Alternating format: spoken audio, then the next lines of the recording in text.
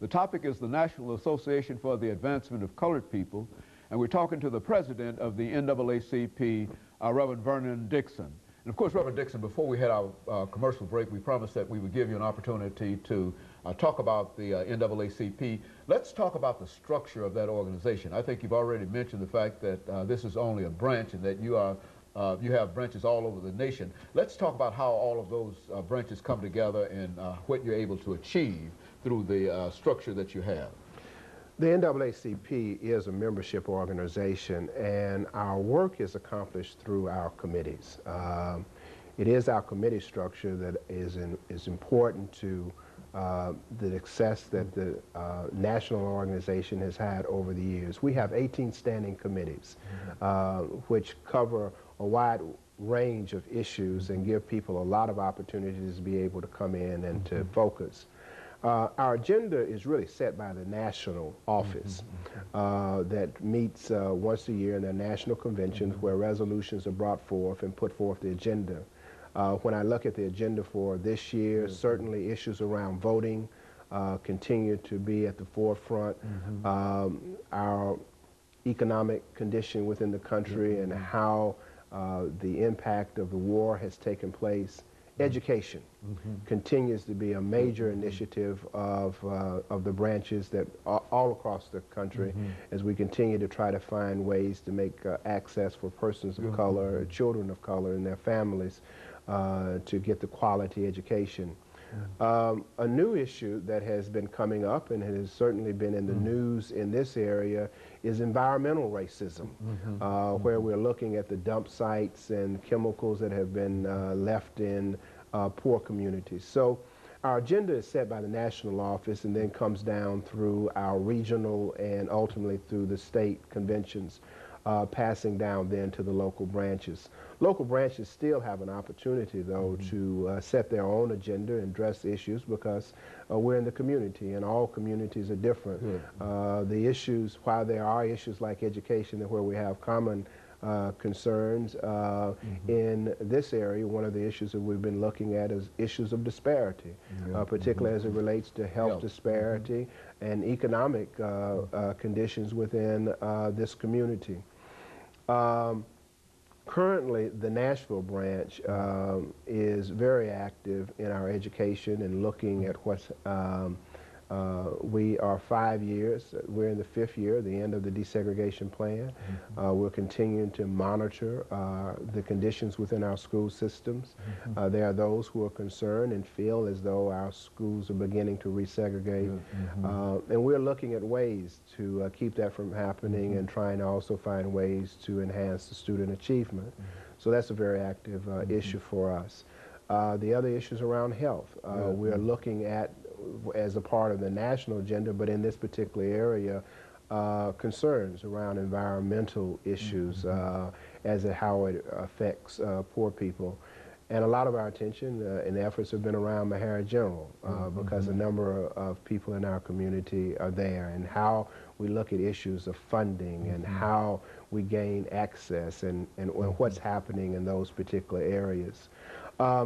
Another area that we have been spending some time and discussion on in the community has also been just to overall access of persons of color and how it is that we educate people in the community as to the issues and to make sure that we continue to be at the table. We have reactivated on our college campuses in the community, college campuses at FIS and TSU, chapters there. We have got our youth committee back up. We're working now and putting our AXO program together, which is a training area for youth to prepare them for college and higher education. So there are a lot of great and exciting things that are taking place at the branch. But it does center, first of all, in membership. Very good. We will be having in October our annual radiothon where we'll be recruiting members to come in. We're trying to make sure that our office is ready to receive people who are coming. We're doing a great job, I think, in the branch now in making sure that the memberships that come in are processed in a good way. I'm very fortunate to have a great supporting representation in that branch.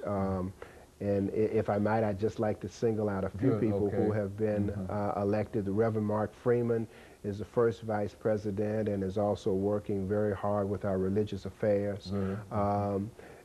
Blondell Strong, Dr. Blondell Strong is the second vice president, and she really is coordinating our volunteer efforts in the office and making sure that our office is staffed and how we handle.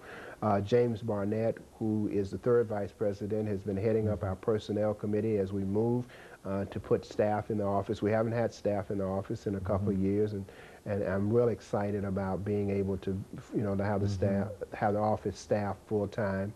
Our secretary is Margaret Scrivens, who handles most of the work in the branch as far as getting the memberships and getting out notices and letting people go. And she's assisted by Ms. Sandra Hunter, and Tim Ayers is our treasurer, and he's assisted also by Mr. Hunter. So it is, so we have some good people in place.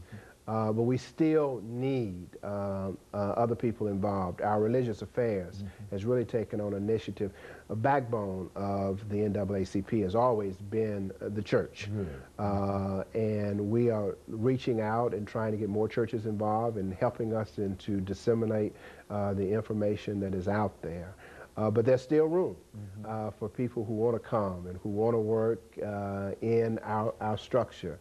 People have to remember, though, that we are not really a program agency. We are more of an advocacy and a group that does monitoring.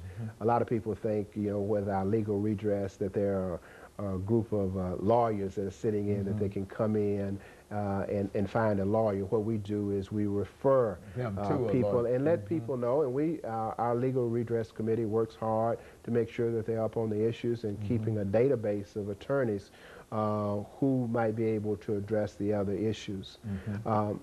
I have taken upon, one of the things that I've tried to do is also to enhance the other organizations within this community that we can do collaborative efforts with, who may have some resources that we don't have, but who still are concerned about issues around civil rights. Very good. And of course we're getting ready for this second commercial break, but when we come back, let's talk about the membership of the organization and what people might be able to do in order to assist you. Of course, we'll be back with our audience following this very short commercial break.